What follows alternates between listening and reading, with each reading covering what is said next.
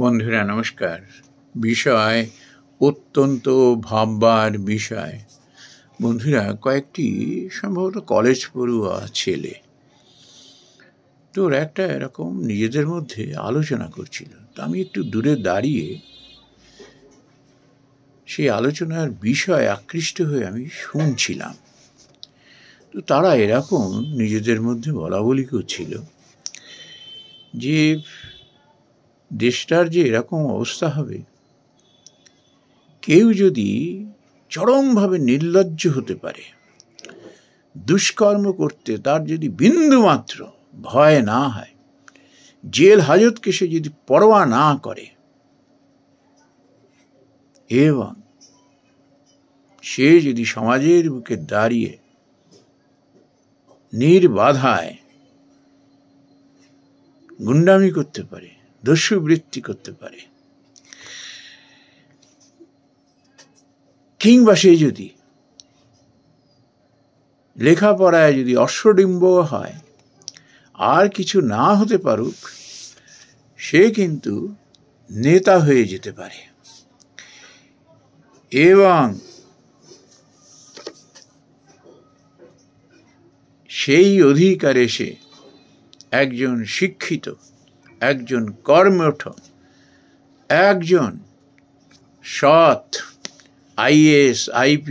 IPS অফিসারকে নির্দ্বিধায় গালিগালাজ করতে পারে, তাকে শাসাতে পারে, তাকে ভয় দেখাতে পারে। এই অধিকারগুলো সে 5 বছরের জন্য প্রাপ্ত হয়ে পারে। শুধু তাই না, আর ওই 5 বছরে সে তখন ইচ্ছে মতো যা খুশি তাই করে বেড়ায়। বন্ধুরা, এটি শোনার পরে আমার মনে এই প্রশ্নগুলো জিজ্ঞাসাগুলো জেগে উঠেছিল যে একেবারেই কি অমূলক কথাবার্তাগুলো বলেছে বা বলছিল। এটি যেমন একটা ভাববার বিষয়, আবার অন্যদিকে একটা রাজনৈতিক দলের মধ্যে সবাই কি এমন অযোগ্য মানুষ? সেখানে কি 2-5 জন যোগ্য মানুষকে খুঁজে পাওয়া যায় না? নিশ্চয়ই পাওয়া যায়। তাহলে তাদের মনের মধ্যে কি বিতাতে পারে? তাদের মনের মধ্যে কি যে আলোড়ন সৃষ্টি হতে পারে, সেটা সহজেই অনুধাবন করা যায়। আজকের সমাজের বুকে চারিদিক থেকে যে একটা অবস্থার উন্মেষ ঘটছে, তার পরিপ্রেক্ষিতে কিন্তু আমাদের এটি ভেবে দেখা দরকার, অযোগ্য মানুষ